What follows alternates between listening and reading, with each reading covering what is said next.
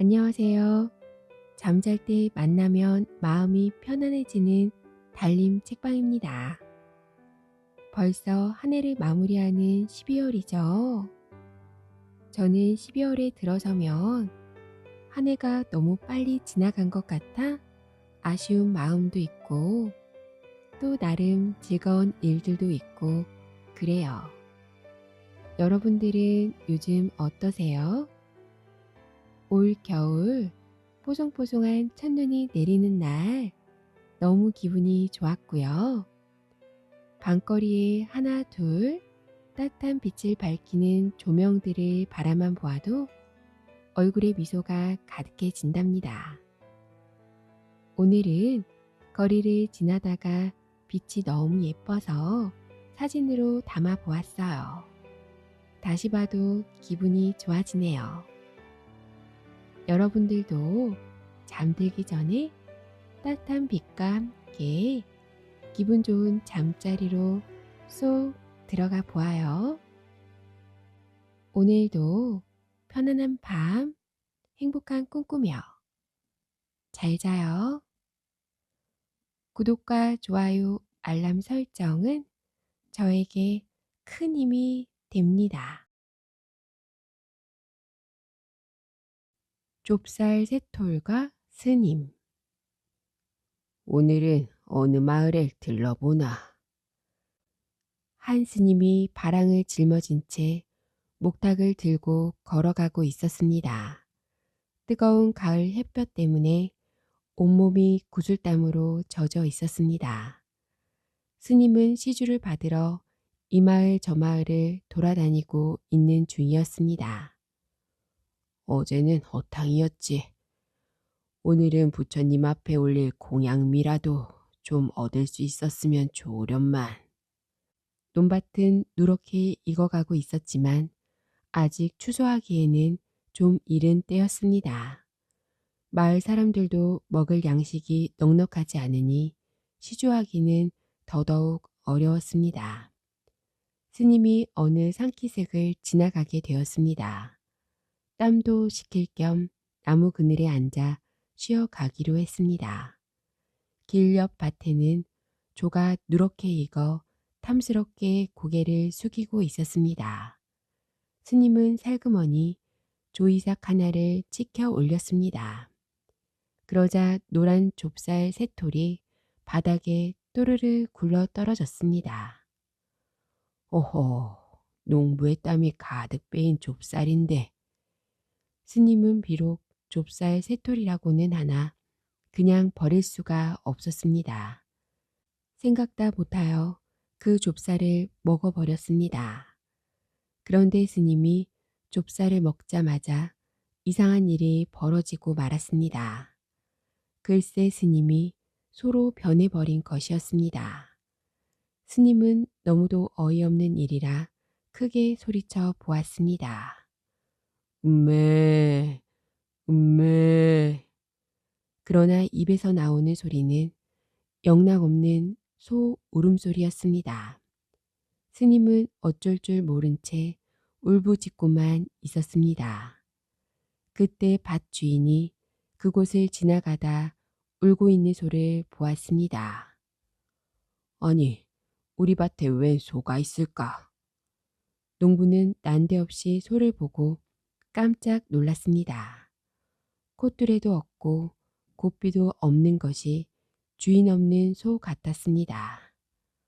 부처님이 주신 선물이구나. 농부는 가난했지만 항상 정직하고 착하게 살아가는 사람이었습니다. 부처님이 주신 소라고 생각하고 소중하게 집으로 데리고 갔습니다. 소가 된 스님은 농부에게 자기는 소가 아니라 사람이라고 말하고 싶었습니다. 그러나 입에서는 여전히 음메, 음메 하는 소 울음소리만 흘러 나올 뿐이었습니다. 그날부터 소가 된 스님은 농부의 집에서 살게 되었습니다. 밭도 갈고 무거운 짐도 실어 날라야 했습니다. 아침 일찍부터 일어나 하루 종일 일하고 늦은 밤이 되어서야 겨우 외양간으로 돌아올 수 있었습니다. 다 식은 여물을 씹으며 외양간에 누워 있으면 눈물이 저절로 흘러내렸습니다. 하루에도 몇 번씩이나 왜 좁쌀 세 톨을 먹었나 후회했지만 어쩔 수 없었습니다. 농부의 집에 온 지도 어느덧 3년이 흘렀습니다. 스님도 이제는 제법 수레도 잘 끌고 쟁기도 잘 갈게 되었습니다. 그러던 어느 날 아침이었습니다. 그날따라 농부가 늦잠을 자는지 여물을 줄 기척이 들리지 않았습니다. 소가 된 스님은 몹시 배가 고파 여물을 달라고 농부를 큰 소리로 불렀습니다.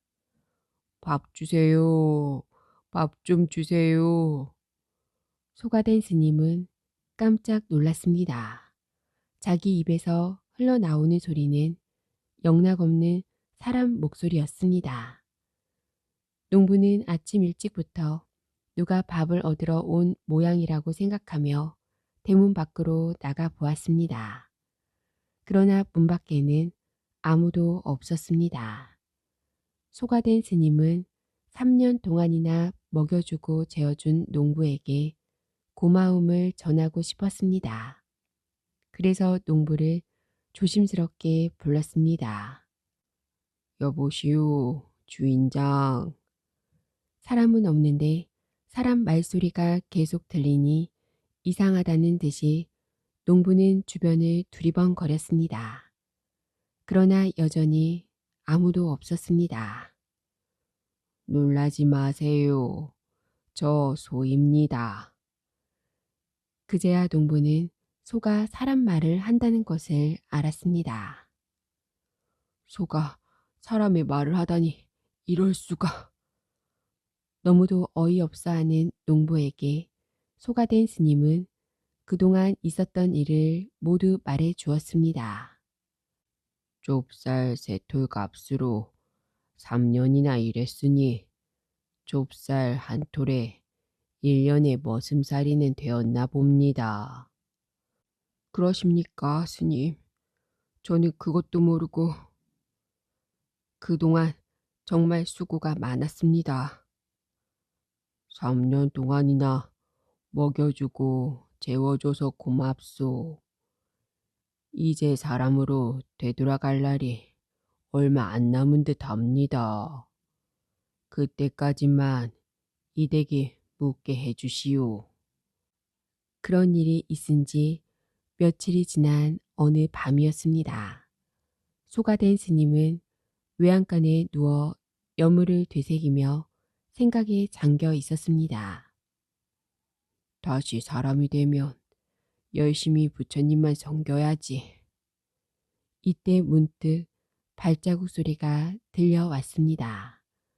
농부가 밥마실이라도 다녀오는 모양이라고 생각하며 소가 된 스님은 소리나는 쪽으로 고개를 돌렸습니다. 그런데 그곳에는 웬 낯선 사내 2명이 서 있었습니다. 이 집에도 소가 있네. 이 집 소까지 합하면 이 마을엔 소가 모두 10마리군. 마을에 있는 벼섬을 합하면 모두 500섬은 될 걸세. 이걸 모두 가져가려면 500명은 좋게 필요하겠군. 내일 모레 밤이 지나면 우리는 부자가 되네. 자, 얼른 두목에게 보고하러 가세. 2 사람은 이 마을의 재물을 정탐하러 온 도둑이었습니다. 소가 된 스님은 이대로 있다간 온 동네가 쑥대밭이 될 것 같았습니다. 소가 된 스님은 당장 농부를 찾아갔습니다. 주인장, 주무십니까? 저 소입니다. 아이고, 스님께서 웬일이십니까? 주인장은 웬일인가 싶어 방문을 열고 밖으로 나왔습니다. 큰일 났습니다. 모레밤에 500명이나 되는 도둑대가 들이닥치게 되었습니다. 아니, 이 밤중에 난데없이 도둑대라니요. 농부는 어리둥절하여 소가 된 스님을 바라보았습니다. 소가 된 스님은 조금 전의 일을 모두 다 들려주었습니다. 스님, 이 일을 어쩌면 좋습니까? 몇십 년을 살아도 도둑 한 번 들지 않던 마을인데 이게 무슨 날벼락입니까? 농부는 겁에 질려 어쩔 줄 몰라 했습니다. 소가 된 스님은 잠시 생각에 잠겼다가 입을 열었습니다. 당장 마을 사람들에게 이 일을 알리세요. 그리고 집집마다 떡과 술과 고기를 장만하라고 하세요. 모레 밤이 되면 이것들을 마을 입구에 내다 놓고 잠시 마을을 떠나 있으세요. 그러면 나머지는 제가 알아서 하겠습니다. 다음 날부터 마을 사람들은 도둑들에게 줄 음식을 장만하느라 야단법석이었습니다. 소가 하는 소리인지라 모두들 신기하게 여겨 잘 따랐습니다. 마침내 도둑들이 쳐들어오기로 한 날이 되었습니다. 마을 사람들은 음식들을 마을 입구에 내다 놓은 다음 모두 뒷산으로 도망을 갔습니다. 한밤중이 되자 동구 밖에서 인기척이 들려오기 시작했습니다. 예상대로 도둑떼들이 몰려온 것입니다. 발자국 소리는 마을 입구에 다다르자 뚝 멈추었습니다. 뚝, 뚝, 뚝. 고요한 한밤중에 고동소리가 울려 퍼졌습니다. 뒤를 이어 두목의 목소리가 쩌렁쩌렁 온 마을을 뒤흔들었습니다. 온 동네 사람들은 듣거라. 우리들은 본디 남의 재물을 빼앗아 사는 사람들이다. 순수히 재물을 내어놓으면 살 것이고 그렇지 않으면 모두 무사하지 못할 것이다. 도둑들이 막 마을로 들어가려 할 때였습니다. 마을 입구에 먹을 것이 그득하게 차려져 있는 것을 보았습니다. 도둑들은 깜짝 놀라지 않을 수 없었습니다. 두목은 먼저 부하 몇 명을 마을로 보내고는 음식을 먹기 시작하였습니다. 얼마 후 마을로 들어간 염탐꾼들이 돌아와 마을 안이 텅 비어 있다고 보고했습니다. 도둑은 일이 더 쉽게 되었다며 기뻐하였습니다. 500명의 도둑떼들은 한참 동안을 웃고 떠들며 먹고 마셨습니다.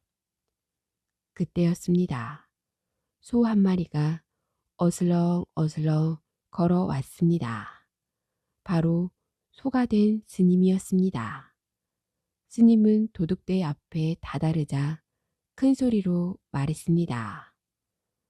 너희들은 듣거라. 갑자기 벼락 같은 소리가 들려오자 진탕 먹고 있던 도둑들은 깜짝 놀라 입을 다물었습니다. 주위에는 쥐 죽은 듯이 고요했습니다. 두목과 부하들은 어디서 나는 소리인지 둘러보았으나 사람은 없었습니다. 다만 눈앞에는 누런 황소 한 마리가 서 있을 뿐이었습니다. 그렇게 두리번거릴 필요 없다. 나는 지금 소가 되었지만 원래는 부처님을 모시던 불제자였다. 도둑들은 비로소 소가 사람 말을 하는 것을 알았습니다. 도둑들은 할 말을 잊은 듯 멍한 얼굴로 소를 바라볼 뿐이었습니다. 나는 3년 전에 좁밭을 지나다가 좁쌀 세 알을 주워 먹은 일이 있었다. 그제로 좁밭 주인집에서 3년이나 소가 되어 일을 하였다. 그런데 너희들은 일도 하지 않고 남이 땀 흘려 지어놓은 곡식을 빼앗겠다고. 좁쌀 세 톨에도 소가 되었는데 너희들이 그 많은 곡식을 훔친다면 무엇이 되어 죗값을 하겠느냐. 부처님의 벌이 두렵거든 지금부터 착한 사람이 되어 열심히 부처님을 섬기도록 해라. 이 말을 듣자 두목과 부하들은 모두 무릎을 꿇고 자기 죄를 뉘우쳤습니다. 그리고 그때부터 정말 마음을 고쳐먹고 착한 일을 하며 열심히 부처님을 섬겼습니다. 그 뒤 500명의 도둑들은 모두 도를 깨달아 부처님이 되었다고 합니다. 어떤 사람은 이 500명의 부처님들을 500나안이라고도 부른답니다.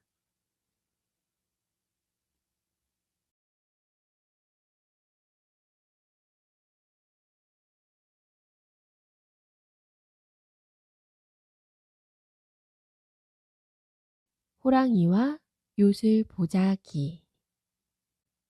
옛날 어느 깊은 산골에 젊은이가 혼자서 살고 있었습니다.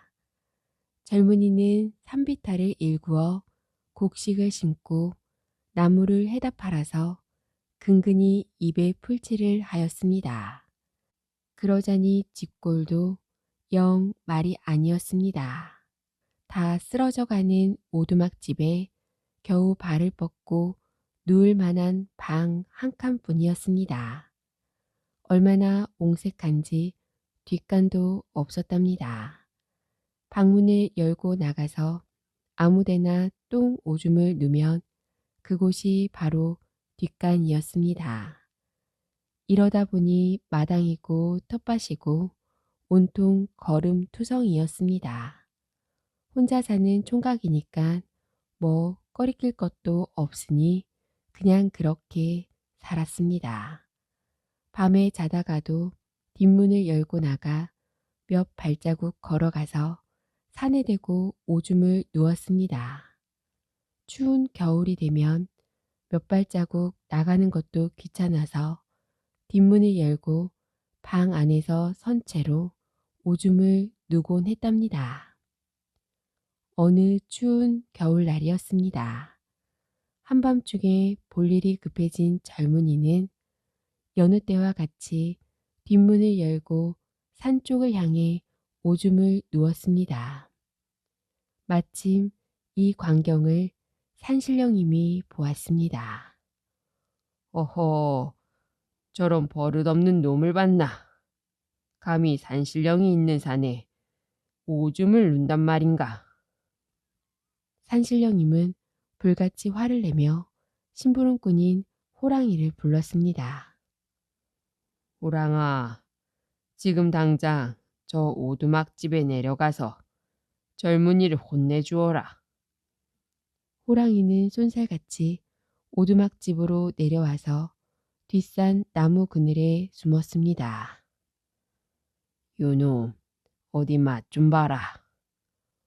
호랑이는 젊은이가 또 버릇없는 짓을 하면 단단히 혼내줘야지 하며 벼르고 있었습니다. 그런 것도 모르고 젊은이는 또 뒷문을 활짝 열어 오줌을 누웠습니다. 그걸 보고 호랑이가 덤불 속에서 막 뛰쳐나오려고 할 때였습니다. 젊은이가 뭐라고 중얼거리는 소리가 호랑이의 귀에 들려왔습니다. 호랑이는 무슨 말인지 궁금하여 다시 덤불 속으로 몸을 숨기고 귀를 기울였습니다. 아, 춥다 추워. 난 찬바람을 막아주는 오두막집이 있는데도 이렇게 추운데 뒷산에 사는 호랑이 영감은 얼마나 추우실까. 호랑이는 갑자기 귀가 번쩍 뜨였습니다. 산신령님한테도 이렇게 따뜻한 말은 들어본 적이 없었기 때문입니다. 허허, 보기와는 다르게 인정 많은 젊은이군. 아무리 산신령님의 명령이지만 나를 저렇게 걱정해주는 젊은이를 해쳐서는 안 되지. 호랑이는 기분 좋게 발길을 돌려 산으로 되돌아갔습니다. 산신령님은 산꼭대기에서 호랑이가 하는 일을 가만히 지켜보고 있었습니다. 버릇없는 놈을 혼내주랬더니 왜 그냥 돌아왔느냐. 그 젊은이는 추워서 덜덜 떨면서도 제 걱정을 하고 있었습니다. 그렇게 착한 사람을 제가 어떻게 해치겠습니까? 그래, 잘했구나. 마음이 따뜻한 사람을 해쳐서는 안 되지. 호랑이는 산신령님께 호통을 맞을 줄 알았는데 뜻밖의 칭찬을 받자 기분이 좋아졌습니다. 며칠이 지난 어느 날 밤이었습니다. 호랑이는 젊은이의 집 근처를 지나가게 되었습니다. 호랑이는 젊은이가 어떻게 사는지 궁금해져서 오두막에 가 보았습니다. 마침 젊은이는 또 뒷문을 열어 젖히고 오줌을 누며 중얼거리고 있었습니다. 아, 추워. 난 오두막집에 살아도 이렇게 추운데 호랑이 영감은 산에서 얼마나 추우실까? 젊은이는 전과 똑같이 이렇게 혼잣말을 하는 것이었습니다. 호랑이는 마음이 흐뭇해졌습니다. 호랑이는 다음 날 밤에도 그 다음 날 밤에도 오두막집에 찾아가 보았습니다. 젊은이는 오줌을 눌 때마다 여전히 호랑이 걱정을 하고 있었습니다. 날 이렇게 걱정해주는 사람도 다 있구나. 이렇게 고마운 사람을 도와주어야겠다. 큰 감동을 받은 호랑이는 산신령님께 말하였습니다. 산신령님, 그 마음씨 착한 젊은이에게 보답을 하고 싶습니다. 오, 그래. 어떤 보답을 해주려느냐? 가난한 젊은이에게 좋은 집과 가족을 만들어주고 싶습니다. 알았다. 그럼 이걸 갖다 주어라. 산신령님은 호랑이에게 보자기 하나를 내주었습니다. 호랑이는 어두워질 때까지 기다렸다가 보자기를 입에 물고 젊은이네 집으로 향했습니다. 즐거운 마음으로 오두막 앞에 온 호랑이는 갑자기 걸음을 멈추었습니다. 보자기를 주려고 불쑥 나타나면 젊은이는 놀라서 기절해 버릴지도 몰라. 이렇게 생각한 호랑이는 젊은이가 날마다 나무하러 산으로 올라가는 길목에 보자기를 놓아두었습니다. 이튿날이 되었습니다. 지게를 지고 산에 오르던 젊은이는 길에 떨어져 있는 보자기를 발견했습니다. 아니, 산속에 웬 보자기가 떨어져 있지? 젊은이는 보자기를 주워서 어디에 쓸까 잠시 생각했습니다. 날씨가 추우니 머리에 두르면 따뜻하겠구나. 보자기를 머리에 두르자 찬바람을 막아주어 귀와 얼굴이 금세 따뜻해졌습니다. 젊은이는 나무하러 다시 산속으로 들어갔습니다. 한참 올라가던 젊은이는 걸음을 멈추었습니다. 갑자기 귀가 따갑게 떠드는 소리가 들려왔기 때문입니다. 이상하다. 깊은 산속에 웬 사람들이 이렇게 떠들까? 젊은이는 사방을 둘러보았으나 아무도 없었습니다. 다만 나뭇가지에 참새 몇 마리가 앉아 있을 뿐이었습니다.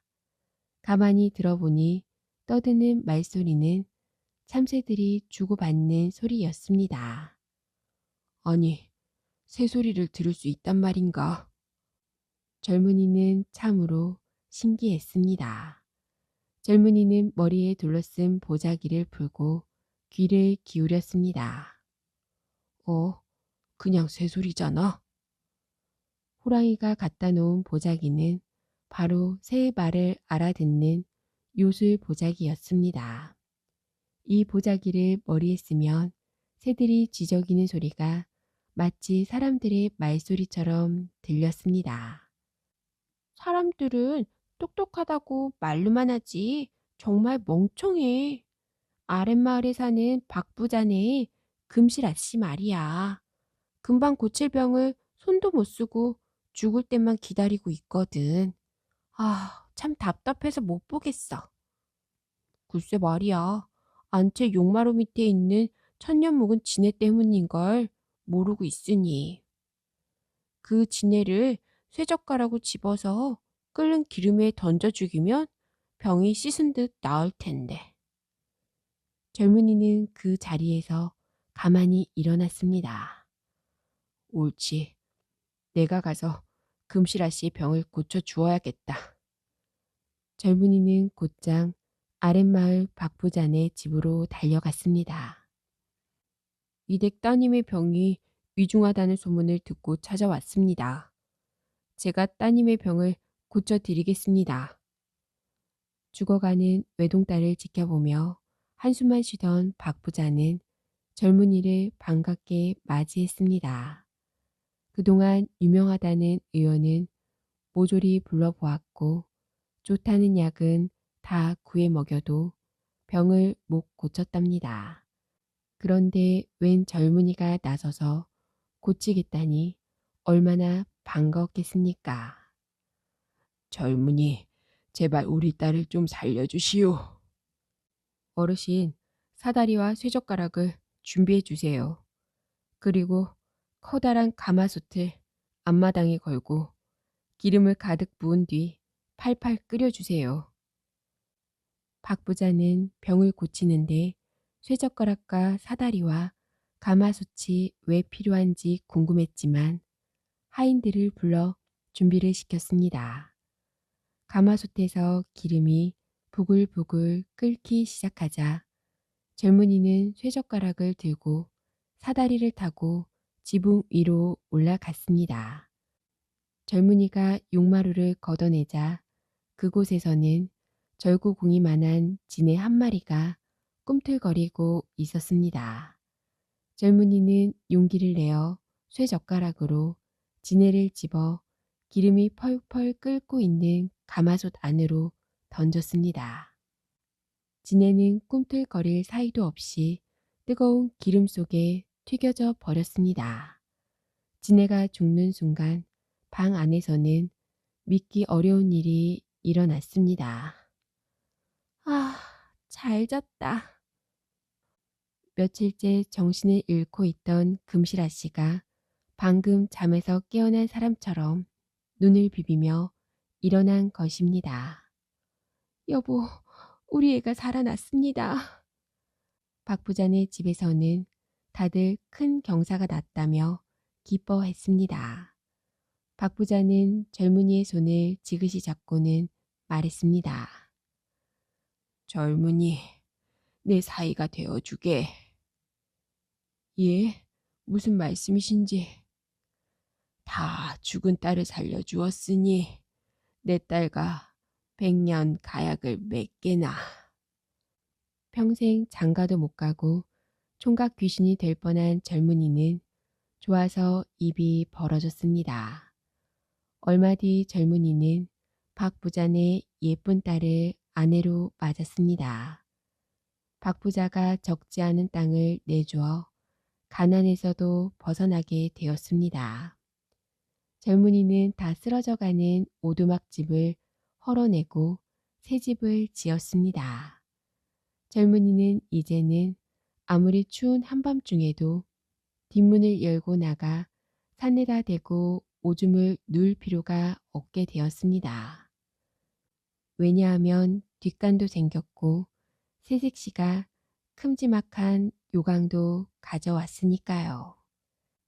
젊은이는 가끔씩 요술 보자기를 둘러쓰고 새들의 재밌는 이야기도 들으며 아내와 함께 행복하게 살았답니다. 양이 가장 무서운 괴물. 옛날 어느 시골에 가난한 선비가 살고 있었습니다. 선비는 과거에 급제하여 벼슬길에 나아가는 것이 소원이었습니다. 아침 일찍부터 밤늦게까지 글 공부를 했지만 과거를 보기만 하면 낙방하곤 했습니다. 선비는 이러다가 벼슬길에 한번 나가보지도 못하고 늙는 것이 아닌가 두려웠습니다.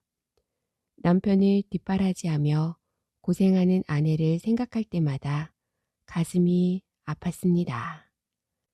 그러던 어느 날이었습니다. 선비는 관아 앞을 지나가다 방을 보게 되었습니다. 평양 감사를 하고 싶은 사람은 지금 빨리 관아에 고하도록 하라. 평양 감사는 감사 벼슬 중에도 으뜸으로 모든 벼슬아치의 소망이었습니다. 그런데 무슨 일인지 평양 감사가 새로 부임하기만 하면 꼭 그날 밤 죽는 것이었습니다. 아니면 부인이 온데간데 없이 사라져 버렸습니다. 계속 이런 일이 벌어지다 보니 이제 누구도 평양 감사를 하려 하지 않았습니다.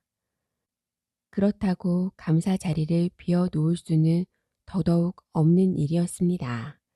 그래서 나라에서는 하는 수 없이 전국에 방을 붙여 평양 감사를 구한 것이랍니다. 선비도 평양 감사로 가면 첫날 밤에 변을 당한다는 사실을 잘 알고 있었습니다. 그날 밤 선비는 밤잠을 이루지 못한 채 뒤척이며 고민하였습니다. 내가 어느 세월에 공부하여 벼슬을 해보겠는가. 평생 벼슬 한 자리 못 해보고 죽느니 차라리 평양감사 한번 해보고 죽는 게 낫겠지. 선비는 다음날 관아로 가서 평양감사가 되고 싶다고 말했습니다. 선비는 남달리 몸집도 좋았고 담력도 강했기 때문에 한번 모험해 보기로 한 것입니다. 드디어 선비는 부인과 함께 평양으로 갔습니다. 관아에 도착하니 이방과 호방이 이번 감사는 누군가 보려는지 재빨리 달려 나왔습니다. 어서 오세요. 감사 나으리. 무척 기다리고 있었습니다. 하지만 이방과 호방은 인사만 하고는 어디로 갔는지 얼굴조차 볼 수 없었습니다. 내일 아침이면 죽어나갈 감사에게 잘 보일 필요가 없다고 생각했던 것이랍니다. 선비는 평양 관아에서 첫날 밤을 보내게 되었습니다. 가서 양초를 있는 대로 사오너라. 선비는 양초에 불을 붙여 동원 주변을 대낮처럼 환하게 밝혀 놓았습니다. 그리고는 병사들을 시켜 아무도 들어오지 못하게 물샐 틈 없이 지키게 했습니다. 선비는 부인을 동원 옆방에서 자도록 했습니다. 방 안에는 9겹의 병풍을 둘러쳐 놓고 그 속에 이부자리를 깔았습니다. 부인, 걱정 마시고 푹 자도록 하시오. 내 부인의 옷깃에 명주실 한 타래를 달아놓았소. 부인에게 무슨 일이 생겨도 꼭 구해줄 테니 걱정하지 마시오. 선비는 부인을 안심시키고는 칼을 찬 채 동원 마루 위에 위풍당당하게 앉아 있었습니다. 이윽고 자정 무렵이 되었습니다. 갑자기 서늘한 기운이 동원 주위를 감싸더니 찬바람이 휙 하고 스쳐갔습니다. 바람결에 대낮같이 밝혀 놓았던 촛불들이 순식간에 꺼져 버렸습니다. 동원 주변은 한 치 앞도 분간할 수 없을 만큼 캄캄하게 되었습니다. 선비는 순간 소름이 쫙 끼쳤지만 워낙 담력이 강해서 기절하지는 않았습니다. 선비는 두려움에 온몸을 떨며 전에 왔던 감사들이 모두 이 순간 정신을 잃고 말았을 것이라고 생각했습니다. 얼마 후 선비는 정신을 가다듬고 다시 촛불을 붙였습니다. 주위를 둘러보았지만 아무것도 달라진 게 없었습니다. 선비는 문득 이상한 생각이 들었습니다. 부인, 부인! 선비는 급히 부인의 방으로 달려가 보았습니다. 그런데 9겹의 병풍 속에 숨겨놓은 부인이 감쪽같이 없어진 것이었습니다. 부인 옷깃에 달아 놓았던 명주실 한 타래가 거의 풀려나가 있었습니다. 날이 밝자 선비는 병사들을 거느리고 명주실을 따라갔습니다. 명주실은 산속으로 풀려가고 있었습니다. 깊은 산속에 다다르자 커다란 바위가 나타났고 명주실은 바로 그 바위 속으로 사라지고 없었습니다. 옳지. 이곳이 바로 괴물이 사는 동굴이구나. 선비는 동굴로 들어가려 했으나 바위를 치울 수가 없었습니다. 도끼로 쳐보기도 하고 망치로 때려보기도 했지만 바위는 꿈쩍도 하지 않았습니다. 선비는 하는 수 없이 그 자리를 지키고 있었습니다. 며칠이 지났습니다. 하늘 높이 보름달이 밝게 빛나고 있었습니다. 그때였습니다. 바위가 두 쪽으로 갈라지면서 스르르 문이 열리는 것이었습니다. 알고 보니 그 바위는 한 달에 한 번 보름달이 뜨면 열리는 바위였습니다. 선비는 산에 가서 칡을 걷어다가 동아줄을 꼬았습니다. 칡을 산더미만큼 걷어다가 수백 발이나 되는 동아줄을 꼬아 늘어뜨리자 동아줄 끝이 바닥에 닿았습니다. 그 다음에는 버드나무 가지를 꺾어다가 큼지막한 광주리를 만들었습니다. 무슨 일이 있더라도 내가 줄을 흔들 때까지는 가만히 기다리고 있거라. 선비는 병사들에게 줄을 잡게 하고는 광주리를 타고 내려갔습니다. 한참 동안 내려가니 드디어 발이 땅에 닿았습니다. 주위를 두리번거리니 저쪽에서 희미한 한 줄기 빛이 보였습니다. 선비는 무작정 그 빛을 따라갔습니다. 한참을 가니 그 빛이 점점 밝아지더니 환한 세상이 나왔습니다. 언덕을 하나 넘어가니까 큰 동네가 나오는데 온 동네에 온통 고래등 같은 기와집만 있었습니다. 부인을 납치해간 괴물이 사는 마을 같았습니다. 선비는 그중 제일 큰 기와집으로 가 보았습니다.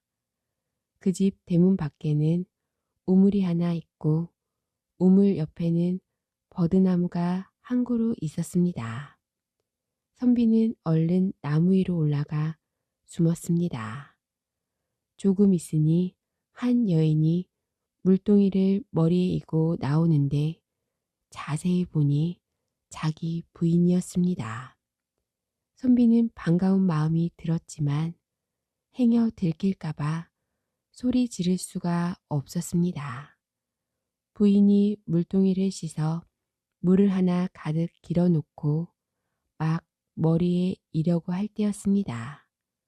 선비는 버드나무 잎을 한 줌 훑어 물동이 위에 떨어뜨렸습니다.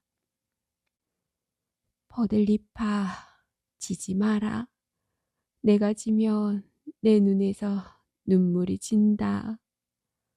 부인은 한숨을 내쉬며 이렇게 말하고는 물동이에 물을 쏟아내고 다시 물을 길어 부었습니다. 그걸 막 이려고 하는데 선비가 또 버들잎 한 줌 물동이 위에 떨어뜨렸습니다. 버들잎아, 지지 마라. 내가 지면 내 눈에서 눈물이 진다. 부인은 아까보다 더 깊은 한숨을 내쉬면서 다시 물을 길어다 물동이에 부었습니다. 부인이 막 물동이를 이러고 할 때였습니다. 선비는 또 버들잎을 훑어서 떨어뜨렸습니다. 부인은 버드나무 위를 올려다 보았습니다. 선비를 본 부인은 깜짝 놀랐습니다. 아이고, 서방님, 어떻게 여기 들어오셨습니까? 부인은 반가워서 어찌할 줄 몰라 했습니다. 선비는 그동안 겪은 일을 쭉 설명했습니다. 그러자 부인은 눈물을 머금으며 말했습니다. 나를 잡아온 괴물은 워낙 힘이 세서 100사람이 덤벼도 못 당합니다. 그러니 잡히기 전에 어서 빨리 이곳에서 도망치세요. 그러나 선비는 걱정하는 빚도 없이 부인에게 말했습니다. 여기까지 와서 어찌 혼자 돌아간단 말이오. 이대로 당신을 두고 갈 수는 없소. 괴물을 죽일 방법을 함께 찾아봅시다. 선비는 잠시 조용히 생각에 잠겨 있다가 부인에게 말했습니다.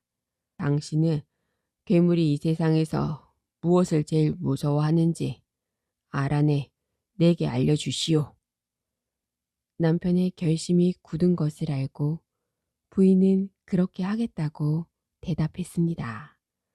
부인은 물동이를 이고 아무 일도 없었다는 듯 집으로 들어갔습니다.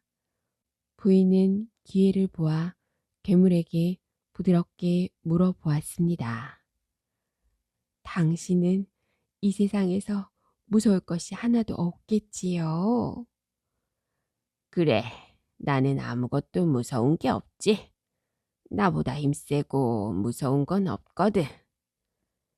그래도 한 가지 정도는 무서운 게 있을 것 아니에요. 무엇 때문에 그것을 알려 하느냐? 당신에게 위험한 일이 생기면 당신의 아내인 내가 도와줘야 할 것 같아서요. 부인이 이렇게 말하자 괴물은 부인이 정말 자기를 걱정하는 줄 알았습니다. 한 가지 있기는 있는데. 괴물이 얼버무리듯 말하자 부인이 조르듯 물었습니다. 그것이 무엇인지요? 어서 말해 보세요. 나는 이 세상에서 무서운 것이 딱 한 가지밖에 없는데 그게 바로 양이야. 부인은 고개를 갸우뚱했습니다. 예, 양이 제일 무섭다니요. 양의 가죽이 내 몸에 닿기만 하면 몸이 썩어 죽게 되거든. 그래서 양 가죽은 피해 다니지. 부인은 괴물이 모르게 살짝 미소를 지었습니다. 다음날 부인은 물을 기르러 가는 척하면서 물동이를 이고 우물가로 나왔습니다. 그리고 버드나무 속에 숨어 있는 남편에게 이 사실을 알려주었습니다. 선비는 어떻게 하면 양가죽을 구할 수 있을까 곰곰이 생각했습니다. 그러다 허리에 차고 있던 칼집이 생각났습니다. 그것은 양가죽으로 만든 칼집이었답니다. 선비는 칼집을 풀어 부인에게 주었습니다. 이 칼집을 괴물의 몸에 대어 보시오. 그날 밤 괴물이 깊이 잠들자 부인은 칼집을 괴물의 몸에 갖다 댔습니다. 그러자 괴물은 부들부들 떨다가 순식간에 죽고 말았습니다. 다음 보름달이 뜨자 선비는 처음 동아줄을 타고 내려온 곳으로 갔습니다. 그곳에는 아직도 동아줄이 늘어져 있었습니다. 조금 있으니 바위 문이 스르르 열렸습니다. 선비는 부인과 함께 광줄에 타고서는 줄을 흔들었습니다. 줄이 흔들리자 밖에 있던 병사들이 재빨리 광주리를 끌어 당겼습니다.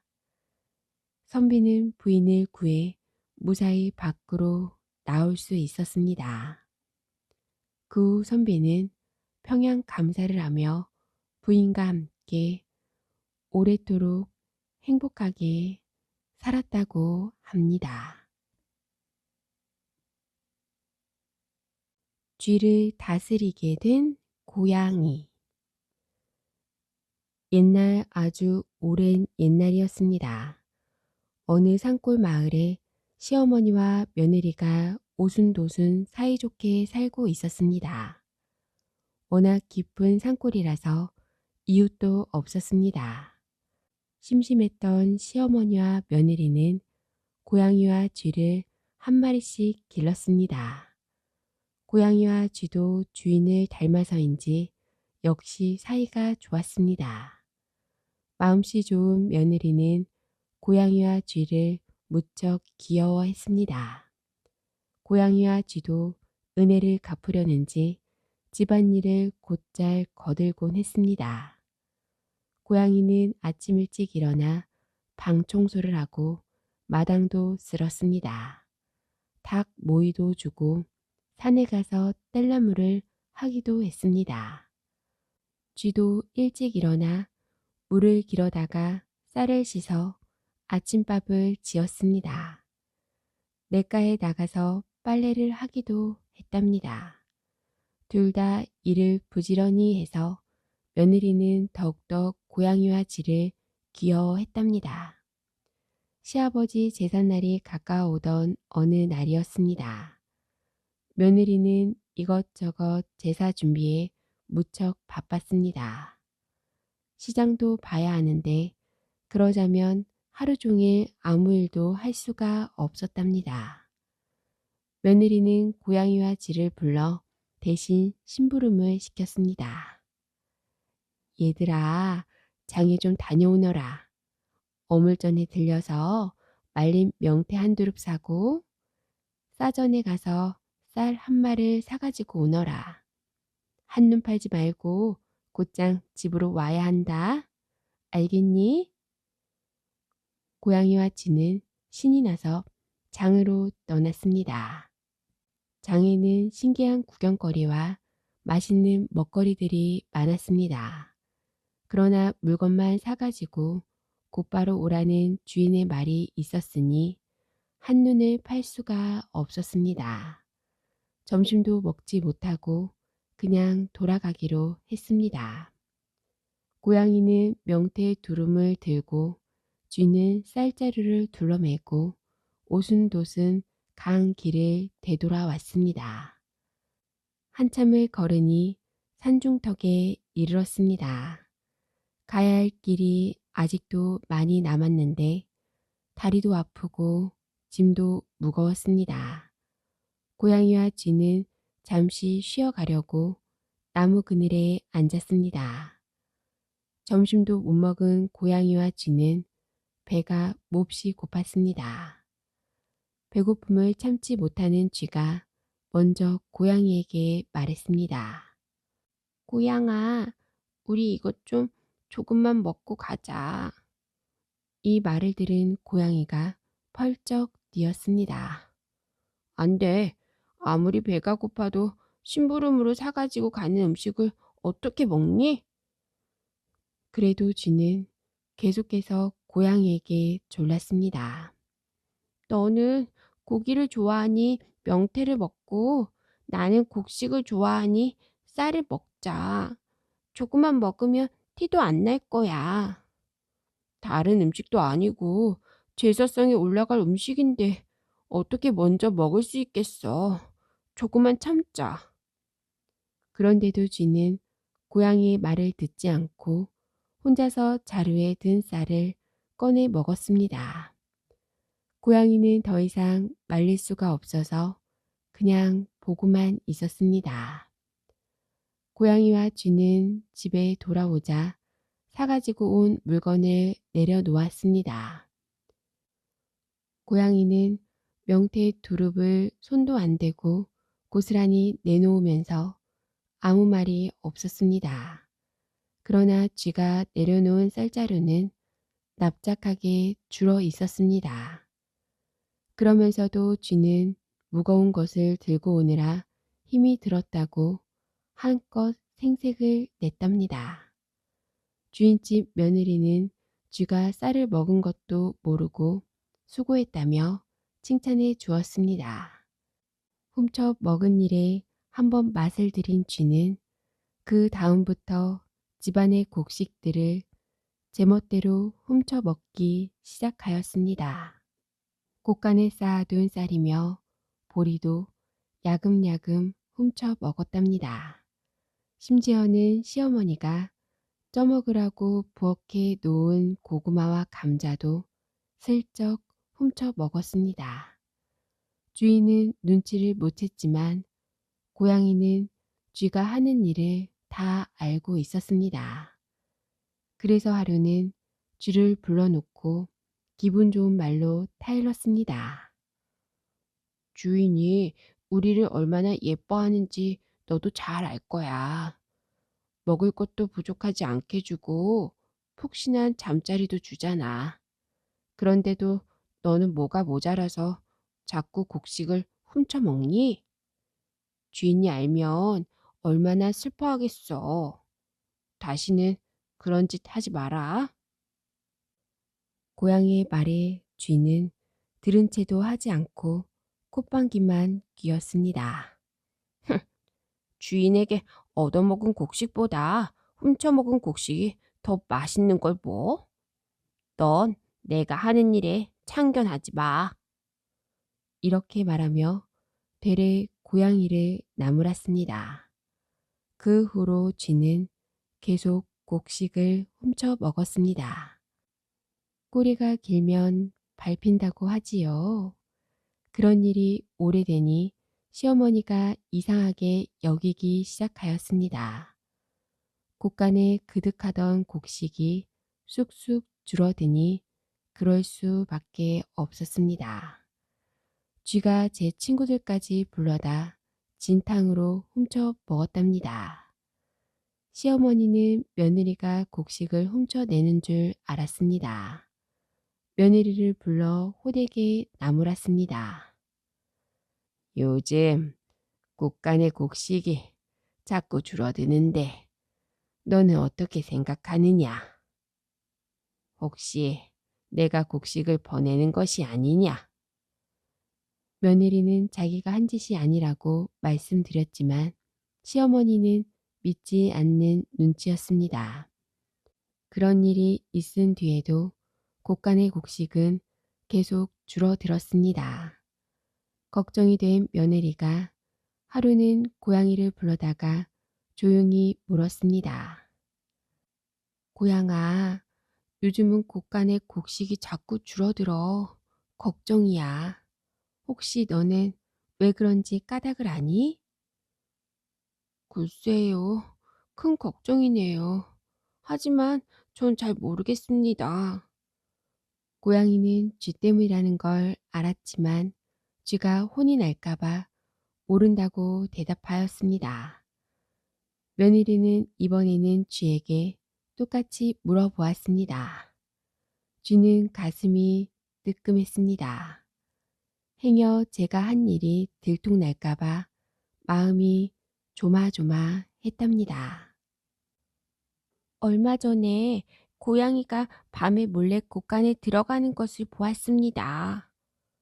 쥐는 자기를 감싸준 고양이를 도도로 모는 거짓말까지 하고 말았습니다.